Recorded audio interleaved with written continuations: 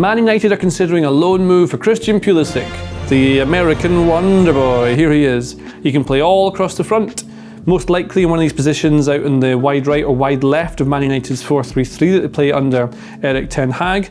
But the question is this a good transfer? Does it make sense for Pulisic? Does it make sense for Man United? Does it make sense for Chelsea? Are Man United really their rivals this season? Well, let's have a look at what he does and what he might bring to the team. Now, Pulisic wants to get a move away because he wants to play lots of minutes so he can guarantee his place in the American team for the World Cup. That's the big thing. Chelsea are open to letting him leave because they know that that's what he wants to do. This is what sort of player he is. Dribbly boy, can carry the ball, lots of progressive carries, can take the team forward, good in tight spaces, links up well with the midfield, good dialogue there, keeps the ball relatively well. Is useful at creating chances and getting on the end of things, receives the ball in the opposition box a lot. That's to do with his movement and positioning out of possession, often comes in off the left to attack central spaces, and a lot of his goals come from central areas in the pitch, about 12, 6 yards out, a lot of those sorts of goals. But also his defensive contribution is key, and this is one of the big things that would make a difference to Man United. You've got Marcus Rashford and you've got Jadon Sancho, neither of whom are particularly amazing at playing part of a high press. You've also got Ronaldo, who is also not amazing at that sort of thing. So if you bring on someone like Pulisic and you drop Sancho, who's struggled really at times, what you suddenly get is someone who will lift the rest of the team around him as they try and perform these high press moves out from the back.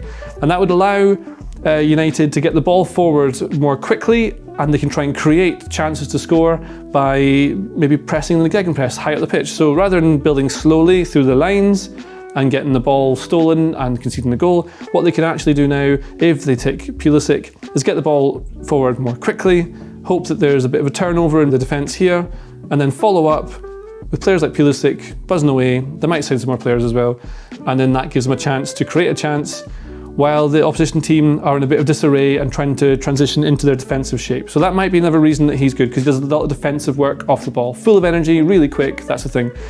He's good at breaking in behind the defensive line as well, but a lot of teams will drop deep because they're playing against good players like Ronaldo, Rashford, all those, so you often don't get the space in behind to run into. He's good in tight spaces and be able to dribble through lots of bodies, but he tends to play better off of the left. And this is another thing about Pulisic. If you play Pulisic on the left, which is his best position, if he's going to start, Rashford goes wide right. He's not great there. You can put Sancho there. He's kind of struggled. So what you've actually got is another option in this left forward position. So you've got Pulisic, Sancho, and Rashford, and Anthony Martial actually, who could all play in this one position here. So competition for places, but does that make sense for Pulisic going there? He's going to struggle to get in the team. And we can even look at where Pulisic played over the last few seasons for Chelsea. So in the 2020-21 season, all over the pitch, he can play anywhere. He can even play as a wing back, as a right or wing back in a 3-defender system with wing backs either side. He can play as a central forward, not amazing at it, does it for the USA as well. If we put it to 21-22, his last season, didn't play that many minutes for Chelsea again, comes off the bench quite a lot as an impact sub in the late parts of games because he brings that energy and that speed that can really make things happen, getting behind the tired defence. But again, he tends to play in central areas. So regardless of where he starts on the right or left, he likes to go into the middle to attack these central areas, which is why often he comes up as a striker as well. That's him playing as a wing back in Tuchel's system last season.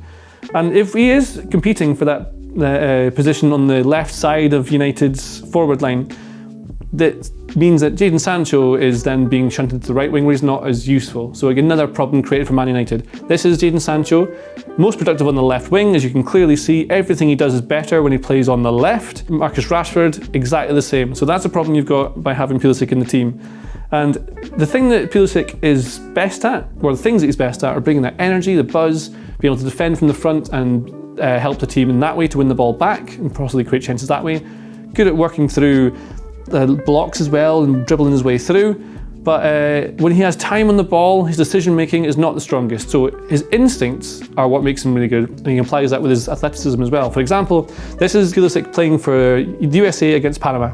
And he receives the ball here on the turn, defender tight to him, lovely bit of skill here to turn with one touch, take the ball under control, draws this defender towards him, little nutmeg to go through his legs, one-on-one with the keeper, finishes, great goal. That's instinctive. That's Pulisic thinking on the fly, being able to receive it. He's not got time to think about it. Lots of examples playing for Chelsea when he'll be running with the ball, on the break, be running forward with the ball, carrying it, and then the best option for him is to play a through ball at the right time. That would take someone like Ronaldo, put him into the box to be able to get a shot away on goal. But his decision making, when he has time, he'll not make the decision, not make the pass, keep going with the ball, keep carrying it forward, and then the opposition team can block that pass off. The other team gets back, the rest of the defenders get back, and the chance is gone. And then he ends up maybe having a shot from distance, which goes wide. So if we could improve on that under Erik ten Hag's coaching, then maybe that would be good. If he can get in the first team, that's good for Pulisic. If Chelsea can get an unhappy player to be happy, that's good for everyone, because being happy is very nice. But basically, Pulisic on loan to Man United will work if Pulisic makes it work and is good enough to get in the first team. But as with everything Man United at the moment, there is no guarantee anything is ever going to work, ever again. Have a nice time, Man United fans. Goodbye. If you like this video, please consider subscribing to the channel.